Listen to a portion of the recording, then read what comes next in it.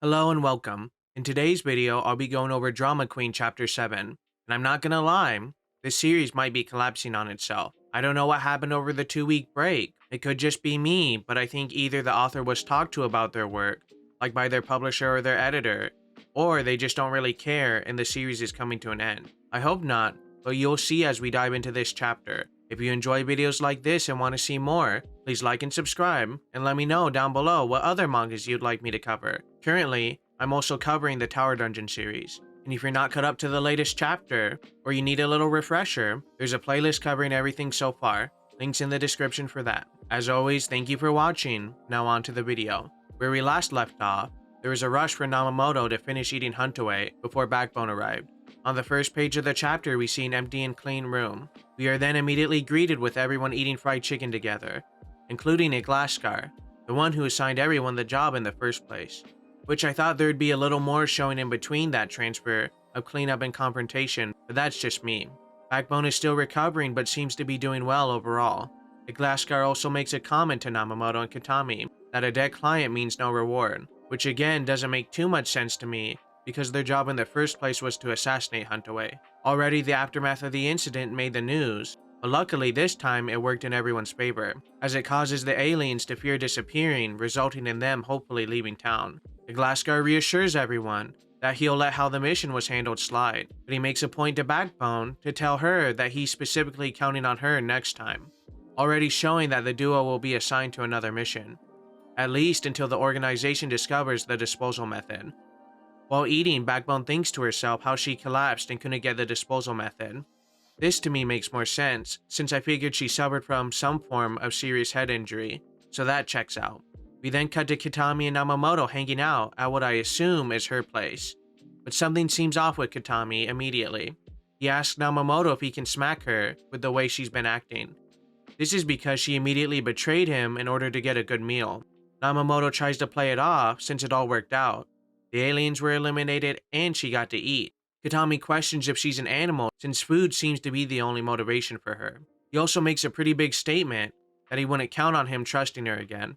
Namamoto, while still happily eating, returns the statement, almost surprised that Katami trusted her. After all, they haven't even known each other for that long, not even a whole month, something the manga has been teasing the whole time. After all, Katami came to this realization while being tied up with Backbone. But that statement only seems to bring Katami's mood down even more. Namamoto thinks to herself that Katami should have laughed at that, but he still seems kinda down. She does some introspection and comes to the conclusion that Katami, after losing his family, must view her as some form of new family. She came to that conclusion because it's similar to TV drama she watches. Now she feels bad and is thinking about apologizing to him.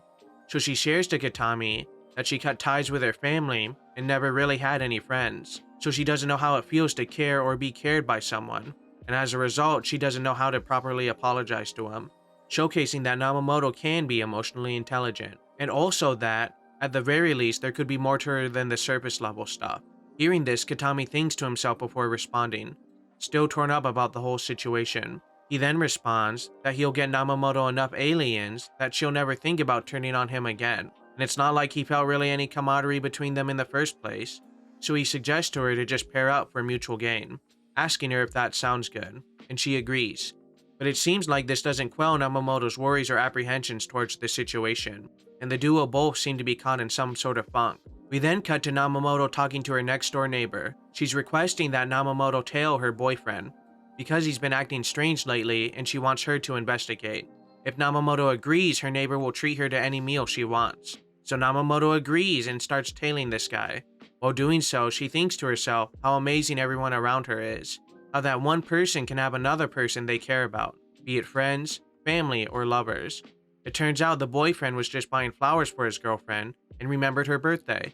Then while eating some tasty food, Namamoto thinks to herself it really doesn't matter having someone, as long as she can eat tasty food. She's been alone most of her life anyway, so it would make sense she still has struggles connecting or bonding with people. But this doesn't really make any sense to me at all. I have no idea why Namamoto would agree to help. Maybe it's because she doesn't want to raise any suspicion, but that doesn't mean she has to drop whatever she's doing, or change her routine by helping her neighbors. When we first were introduced to her neighbor, it didn't seem like Namamoto enjoyed them at all. Also, with Namamoto's attitude towards aliens in general, Her behavior doesn't really add up. We then cut back to Katami at his job. He didn't want to raise any suspicion by quitting when Namamoto did, but while working he overhears some people making a commotion. It's the new boss on the job site, after the last one burned himself to death. But the big reveal is that the boss is Lily, the alien that murdered Katami's family in the drunk driving accident. Now his arch nemesis is right in front of him, leaving quite the cliffhanger for the next chapter. But I don't know about you guys, I feel like this chapter was kind of all over the place, which makes me a little worried. I would have expected a little more detail of the trio leaving the building after the mission, or at the very least some apprehension from Katami meeting back up with Iglaskar, or even simply just confronting Backbone on not wanting to go back with them, because she wanted to kill Namamoto and essentially forced him to almost doing the same thing. It's just weird to me that they're all sharing a meal in this aftermath. I do, however, like the fact that Namamoto and Katami had kind of a heart-to-heart, and shared how they truly view their relationship, which is good in a sense, and I think it's clear that conversation will be the basis for the next chapter. If I had to assume what happens next, before he confronts Lily, Namamoto will jump in, to either help him dispose of Lily, or to comfort Katami after he eliminates Lily. She could also try to stop him in order to save Katami from getting discovered, but who knows? Maybe Namamoto will come to the realization that aliens aren't all that bad. She was kind of buddy-buddy with Huntaway, and she seemed fine with helping her neighbor, which I think is a stark contrast from the first chapter, hating all the aliens and wanting them to disappear. It would really be a shame if Namamoto only really thinks with her stomach, and doesn't really care about anything as long as she gets a good meal. I really hope this is just a little struggle between Katami and Namamoto, and they get closer as friends again. It wouldn't make sense that the author would split them up and make a dual story. But with this manga, I've been wrong multiple times before, and with the latest chapter, who knows the direction it's heading. But let me know, what do you guys think? Did you enjoy this chapter and the direction the series is heading? Or do you agree that it might be losing its way and is either scrambling, or it's coming to an end a lot sooner than we all thought, potentially only being a one-volume manga? As always, I've been Boogdagoob. Thank you for watching, may God bless you, and peace!